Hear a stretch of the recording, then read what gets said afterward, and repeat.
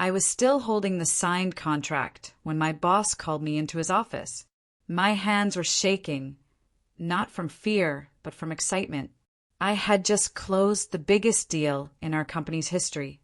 3 months of late nights, endless revisions, and client calls that stretched past midnight had finally paid off. The Hartwell account was worth $2.4 million annually, and I had landed it alone. Marcus stood behind his desk, arms crossed, face unreadable. He didn't smile. He didn't congratulate me. He just stared at the folder in my hands like it was evidence at a crime scene. "Sit down, Trevor," he said. I sat, still clutching the contract. Around me, the office hummed with its usual noise. Phones ringing, keyboards clicking, someone laughing near the water cooler. Everything felt normal. Everything felt wrong.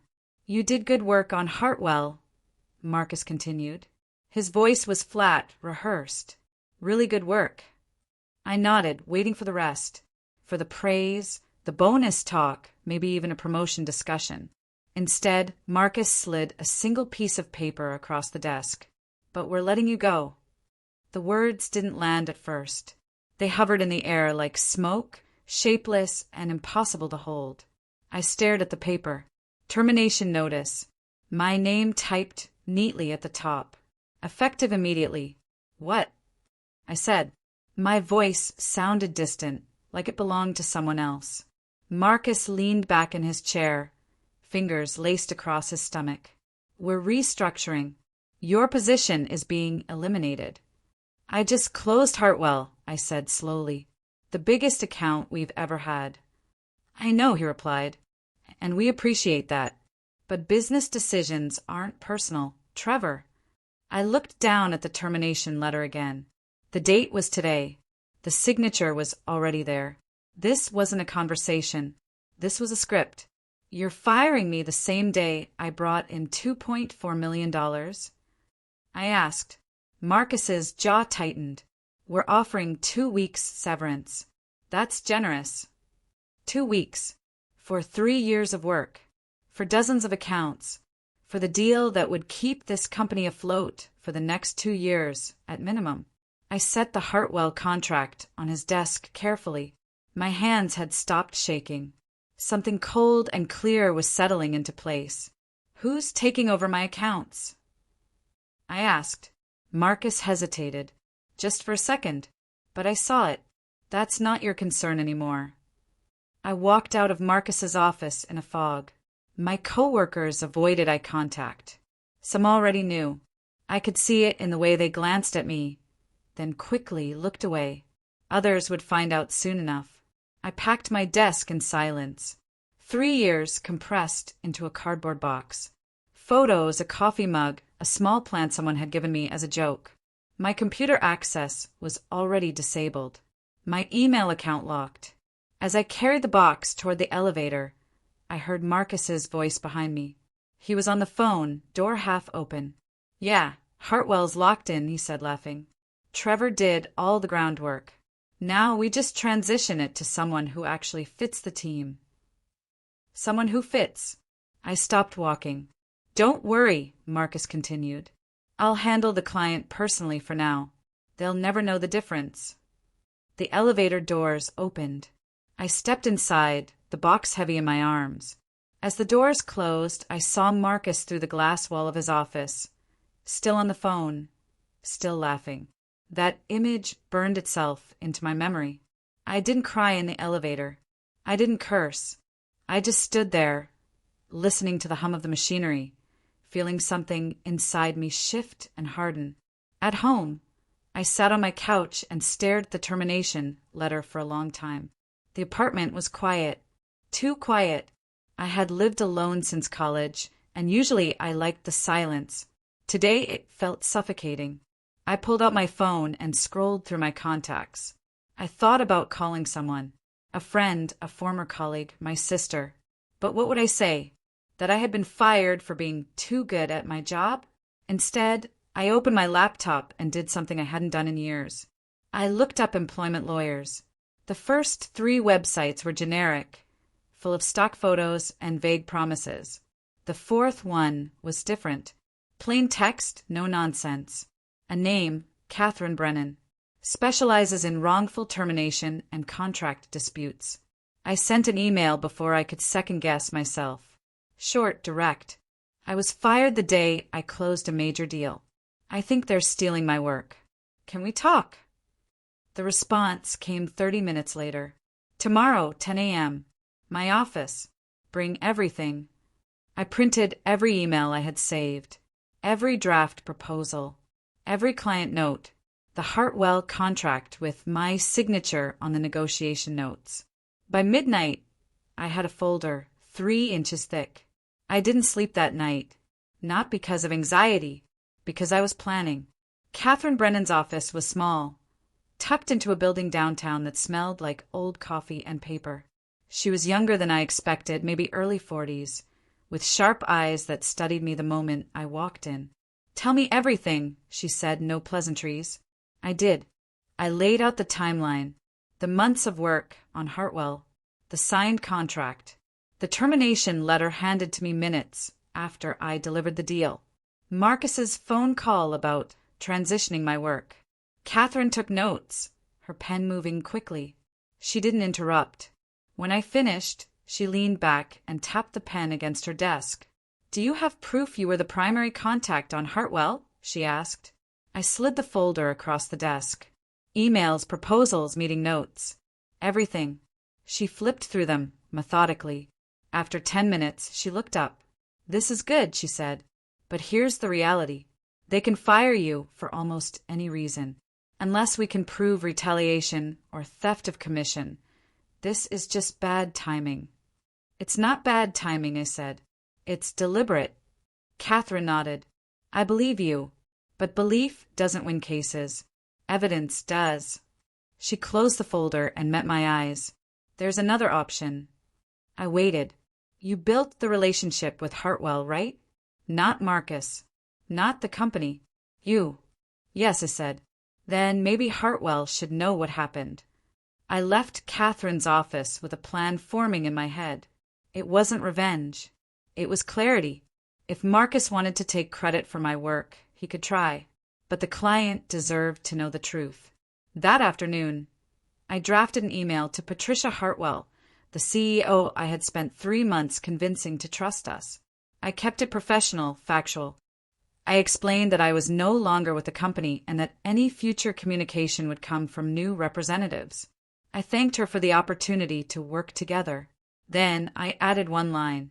"If you have any questions about the transition, I'm happy to answer them personally." I hit send before I could overthink it. 2 hours later, my phone rang. Unknown number. Trevor. Patricia's voice was calm but curious. "I just got your email. What happened?" I told her. Not everything, just enough.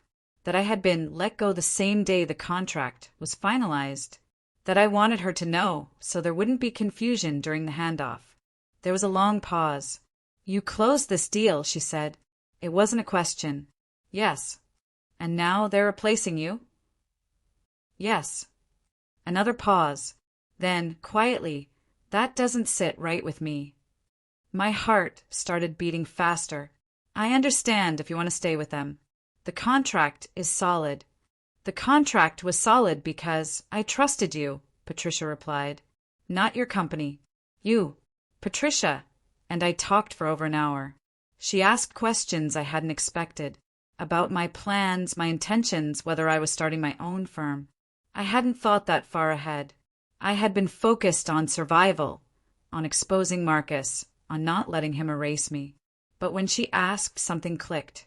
"I'm considering it," I said. "Consider faster," Patricia replied. "Because if you open your own shop, I'll bring Hartwell with me." I sat down hard on my couch. "You do that?" "I don't do business with people who throw away talent," she said. "I do business with people I trust. And I trust you." After we hung up, I stared at my phone for a long time. Then I called Catherine. "She wants to move the contract to me if I start my own company," I said. Catherine didn't hesitate. "Then start one. Today." "I don't have capital. I don't have an office. I don't even have business cards." You have a $2.4 million client, Catherine said. That's better than capital. That's proof. By the end of the day, I had registered a business name. Apex Solutions. Simple, clean, professional. I set up a basic website using a template. I opened a business bank account with the last $3,000 in my savings. It wasn't much, but it was mine. 8. The next morning, Marcus called me. I almost didn't answer. Then I realized I wanted to hear what he had to say. Trevor, he said, voice tight, we need to talk. About what?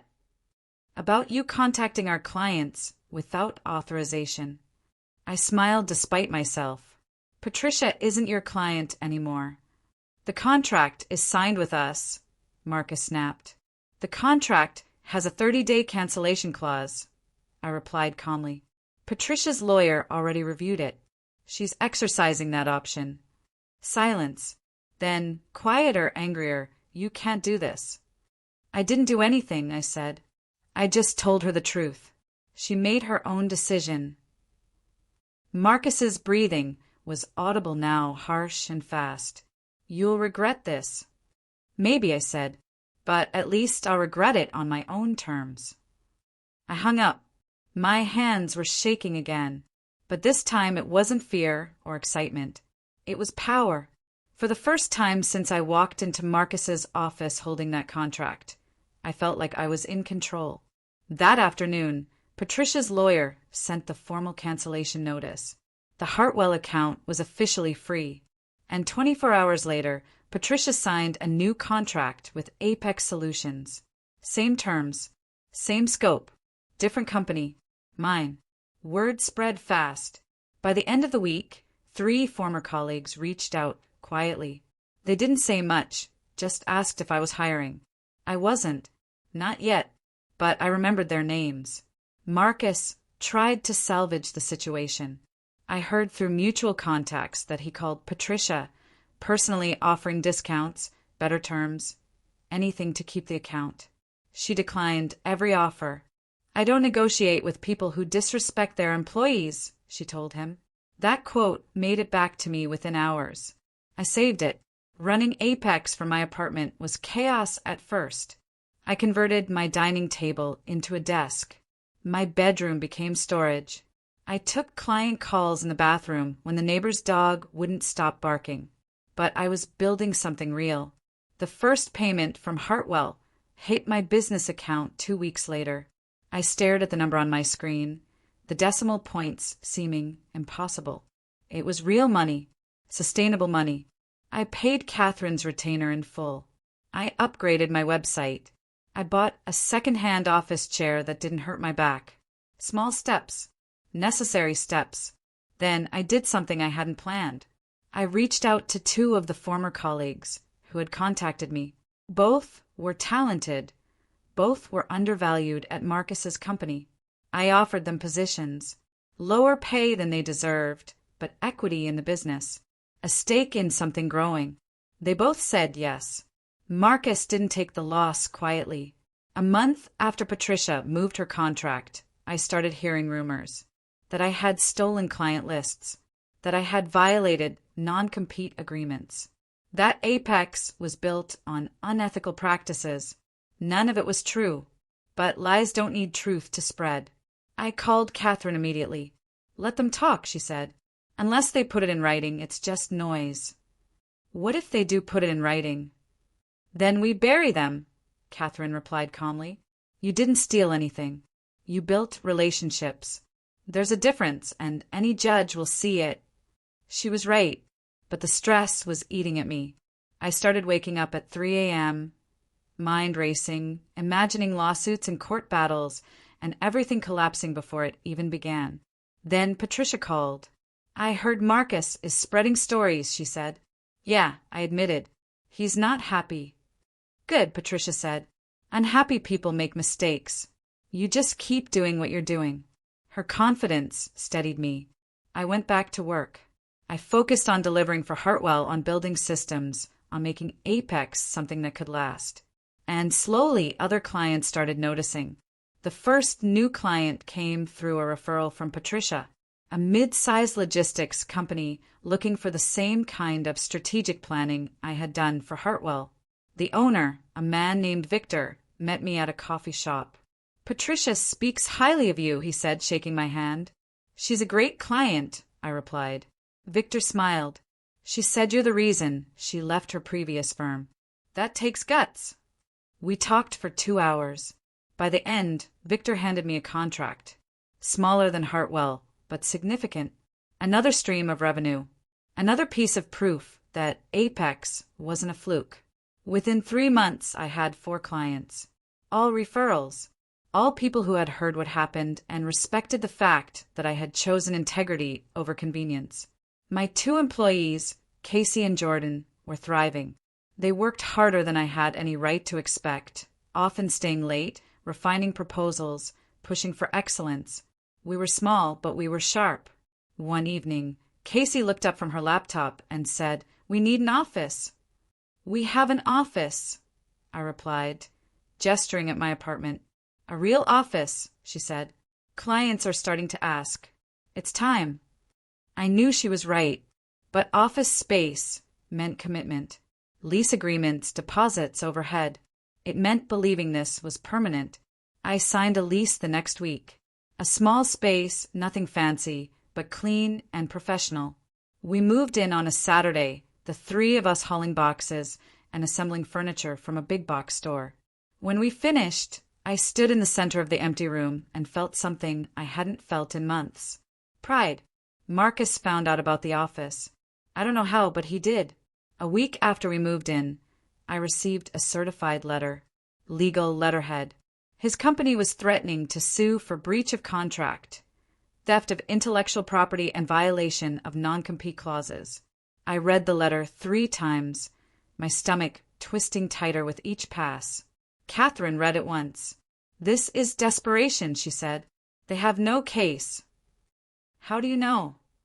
"Because everything they're claiming requires proof they don't have. You didn't sign a non-compete. You didn't steal client lists. You built relationships on your own time, with your own effort. So what do we do?" We respond, calmly, professionally, and we make it clear that if they pursue this, we'll countersue for wrongful termination and defamation. Catherine drafted the response. It was 2 pages of precise, unemotional legal language that essentially said, "Try it. See what happens." We sent it certified mail. Then we waited. 3 weeks later, their lawyer sent a withdrawal notice. The lawsuit threat was dropped. No explanation. No apology. Just silence. I called Catherine. "What does this mean?" "It means they blinked," she said. "They knew they couldn't win. Now they're hoping you'll forget about it." "I won't," I said. "Good," Catherine replied. "Neither will I." 6 months after I started Apex, I had 8 clients and 5 employees. The office had expanded into a second room. Revenue was steady, growing month over month. We weren't huge, but we were stable. One afternoon, I got an email from someone I didn't recognize. The subject line read, "Opportunity to discuss partnership." I opened it cautiously. The sender was named Malcolm, a senior partner at a venture capital firm. He had heard about Apex through mutual connections and wanted to meet. "We invest in companies with strong fundamentals and ethical leadership," he wrote. "You seem to have both." I showed the email to Casey. "Is this real?" She researched the firm. Legitimate, well-funded, respected. "It's real," she said. "You should meet him." Malcolm and I met at his office downtown, a sleek space with floor-to-ceiling windows and modern art on the walls. He was older, maybe 60, with gray hair and a firm handshake. "Tell me your story," he said. I did. Not the sanitized version. The real one. Being fired. Losing everything. Building Apex from nothing. The lawsuit threat. The clients who believed in me when no one else did. Malcolm listened without interrupting. When I finished, he leaned back in his chair. "You know what impresses me most?" he asked. "What?" "You didn't badmouth your old boss once. You told me what happened, but you didn't make it personal." I shrugged. It was personal. But that's not what Apex is about. Malcolm smiled. That's exactly why I want to invest. Malcolm's firm offered $500,000 for a 20% stake in Apex. It was more money than I had ever seen. Enough to hire a full team, rent a proper office, build infrastructure that could scale. I didn't say yes immediately. I consulted Catherine, my employees, even Patricia. Everyone had the same advice, take it. But I hesitated. Accepting investment meant giving up control, even partially. It meant accountability to someone else's timeline, someone else's expectations. What if I mess it up? I asked Casey one night after everyone else had gone home. She looked at me like I was being ridiculous. You've already survived being fired, starting from zero and fighting off a lawsuit. You really think a little investor pressure is going to break you? She was right. I signed the papers. The money hit the business account a week later. I stared at the balance on my screen, the number absurd and wonderful and terrifying all at once. The first thing I did was give Casey and Jordan raises. Real ones. The kind that acknowledged what they had sacrificed to build this with me. The second thing I did was hire 3 more people. Specialists. People who could take Apex to the next level. The third thing I did was move into a real office space. Not huge, but professional. A place where clients could visit without feeling like they were walking into someone's apartment. Apex was no longer a survival project. It was a company. A year after I was fired, Apex had 15 employees and 20 clients. Revenue had grown to $6 million annually. We had been featured in a local business magazine. Not a big story, just a small profile about startups to watch. Marcus saw it. I know because he sent an email. "Congratulations on your success," he wrote. "I always knew you had potential." I read the email twice, then deleted it without responding. Some things don't deserve acknowledgement. That same week, I got a call from a recruiter. A large firm was looking for someone to lead their expansion into new markets. The salary was enormous. The benefits were impressive. It was everything I thought I wanted 3 years ago. I listened politely. Then I declined. "I appreciate the offer," I said, "but I'm building something here." The recruiter sounded surprised. "You're turning down 7 figures." "I'm choosing ownership over salary," I replied. After I hung up, I sat at my desk and looked around the office. My employees working, phones ringing, clients trusting us with their futures. This wasn't just a job. It was proof. Proof that being discarded doesn't mean being worthless. Proof that integrity can build something stronger than shortcuts. Proof that the people who underestimate you are often the ones who regret it most. I didn't need Marcus's approval. I didn't need his apology. I just needed to keep moving forward. Not everything was smooth. Growth brought problems I hadn't anticipated. Cash flow issues when clients paid late. Hiring mistakes that cost time and money. Stressful nights, wondering if I had expanded too fast. But I had something Marcus never gave me. A team that believed in the mission. Casey became our operations director. Jordan led client strategy. The new hires brought skills I didn't have, filling gaps I hadn't even realized existed. We started winning contracts that would have been impossible a year earlier. Larger companies, longer timelines, higher stakes. One of those clients was a direct competitor of Marcus's firm. When I realized it during the proposal phase, I hesitated. Was I crossing a line? Then I remembered the termination letter, the laughter on the phone, the lawsuit threat. I submitted the proposal. We won. The contract was worth $1.8 million. Not as large as Hartwell, but significant. And it came with something sweeter than money, validation. Marcus's firm had been in the final round of consideration. They lost to us. When the client told me, I thanked them professionally. Inside, I felt something quiet and complete settle into place. Not revenge. Resolution. 2 years after starting Apex, I received an unexpected message.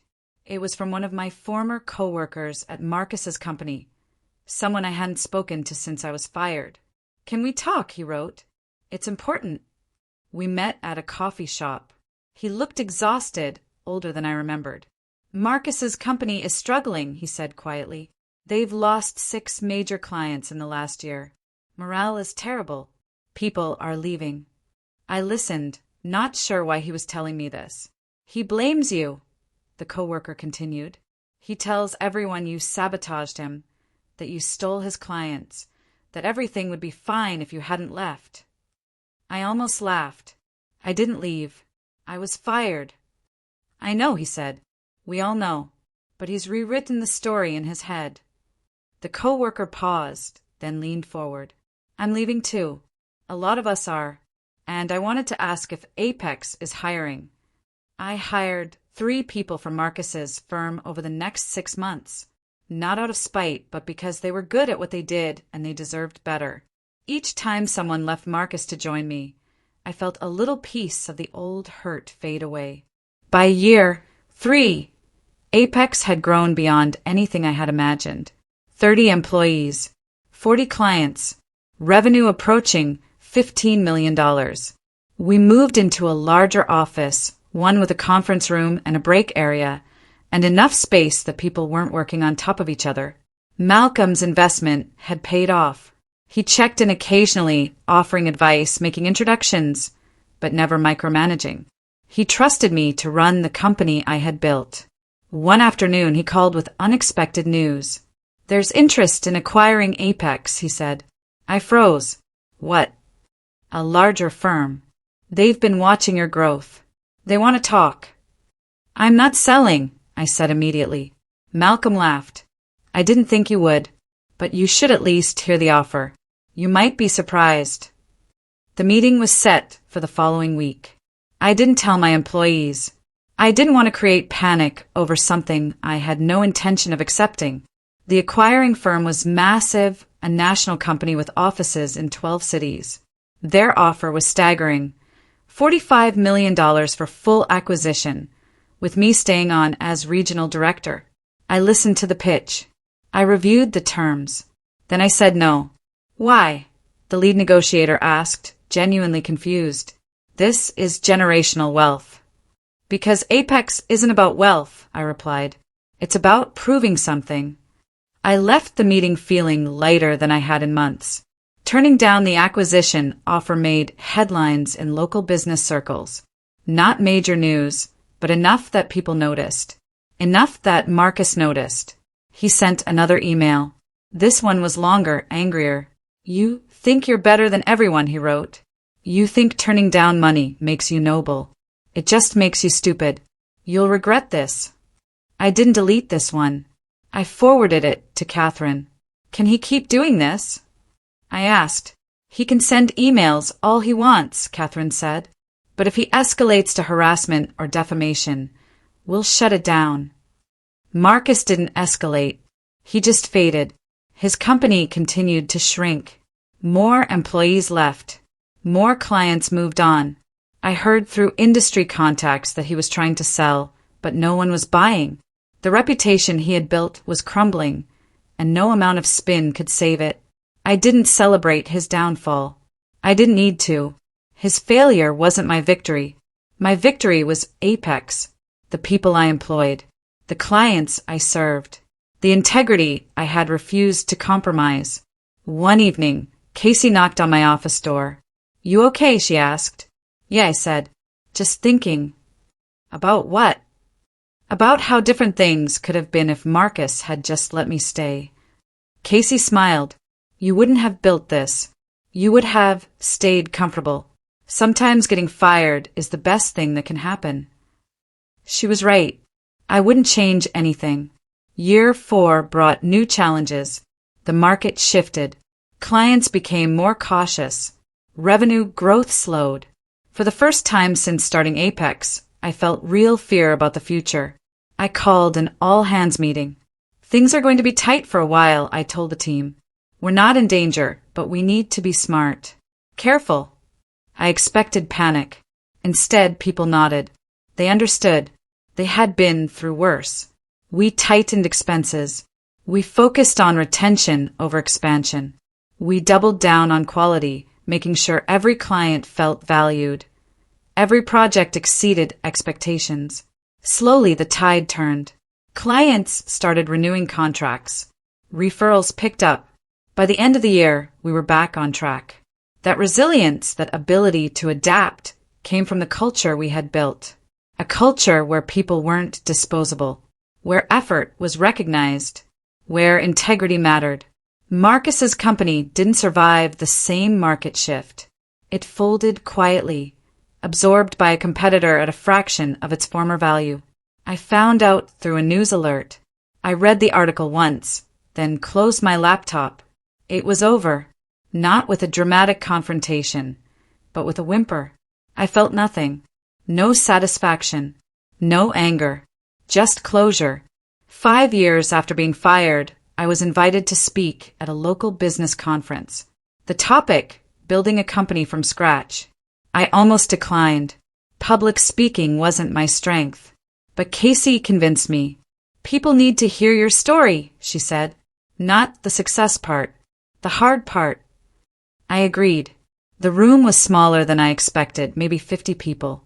I stood at the podium, notes in hand, and told the truth. I talked about being fired, about the termination letter, about Marcus's laughter, about starting Apex in my apartment with $3,000 and a single client who believed in me. I talked about the fear, the doubt, the nights I thought everything would collapse. And I talked about what I learned. That resilience isn't about never falling, it's about choosing to stand back up. That integrity isn't a weakness, it's a foundation. That people who underestimate you are giving you an advantage, even if it doesn't feel like it. When I finished, the room was silent. Then someone started clapping. Then everyone. Afterward, a young woman approached me. I was just fired from my job, she said quietly. They said I wasn't a good fit, but I know it's because I wouldn't cut corners. I looked at her. I saw myself 5 years ago. What are you going to do? I asked. She smiled, uncertain but determined. I don't know yet, but I'm not giving up. Good, said. Don't. Apex continued to grow. By year 6, we had 50 employees and $25 million in annual revenue. We opened a second office in a neighboring city. We hired a CFO, a marketing director, and a head of HR. I was no longer doing everything myself. I had built a team I could trust, people who shared the vision and carried it forward. One afternoon, Malcolm called. I'm retiring, he said, selling my stake in the firm. Congratulations, I replied, meaning it. I wanted to offer you first right of refusal on my shares in Apex, he said. I bought them. It cost most of my personal savings, but it was worth it. Apex was now 80% mine, with the remaining 20% held by key employees. We were no longer a startup. We were an established company. Stable, profitable, built to last. That night, I went back to the first office, the tiny apartment where it all started. I stood in the empty living room, remembering the fear, the uncertainty, the determination.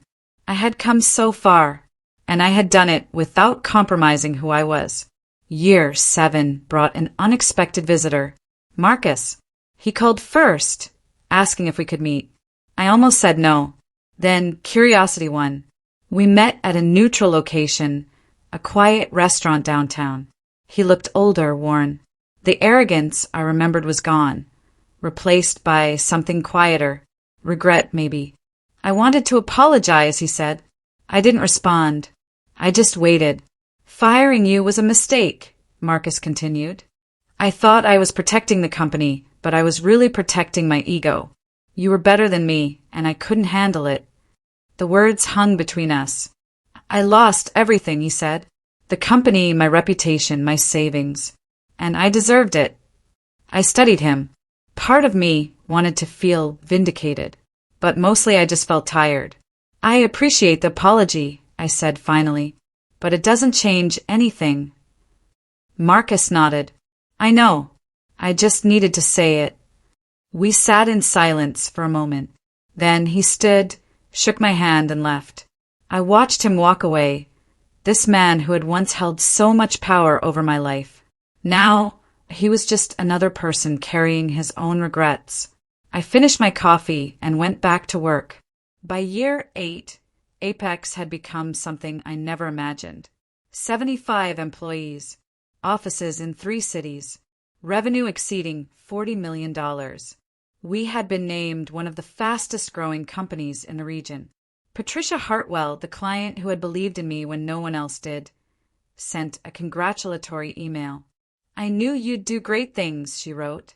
"I'm proud to have been part of your journey." I called her. "You weren't just part of it. You made it possible." "No," she said gently. "You made it possible. I just didn't get in your way." That distinction mattered. Success wasn't about one person or one moment. It was about consistent choices, about showing up every day, about refusing to let setbacks define you.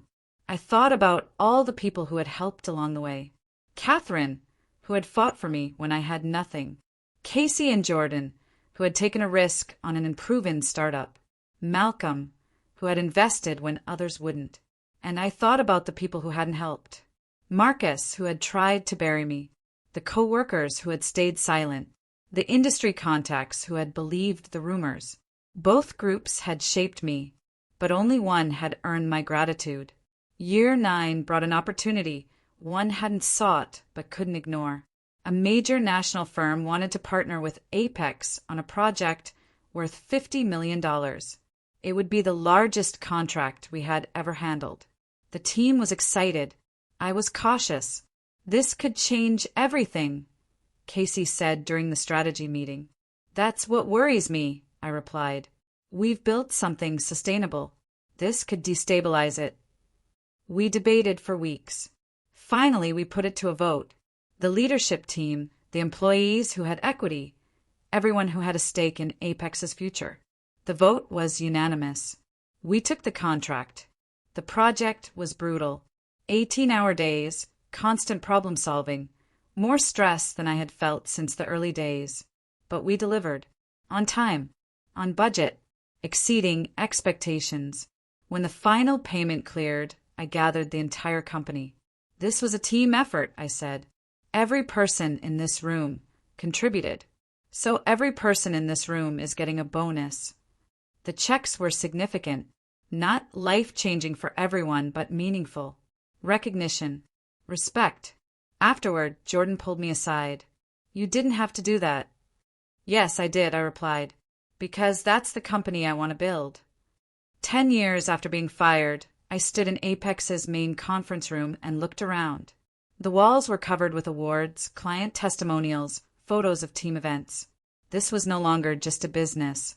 It was a community. I thought about the person I had been a decade ago. Desperate, angry, uncertain. I thought about the termination letter, the box of belongings, the elevator ride that had felt like falling. That moment had broken something in me, but it had also built something stronger. I didn't build Apex to get revenge on Marcus. I built it to prove to myself that I was more than someone else's opinion of me. That failure isn't final. That starting over isn't surrender. If you're reading this and something feels familiar, if you've been fired or discarded or told you're not good enough, I want you to know something. They were wrong.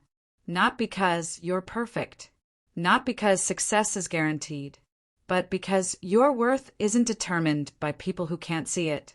I'd love to hear your story. Drop a comment below and tell me where you're listening from. We share stories like this every day. Stories about resilience, second chances, and what happens when you refuse to stay down. Subscribe if you want to keep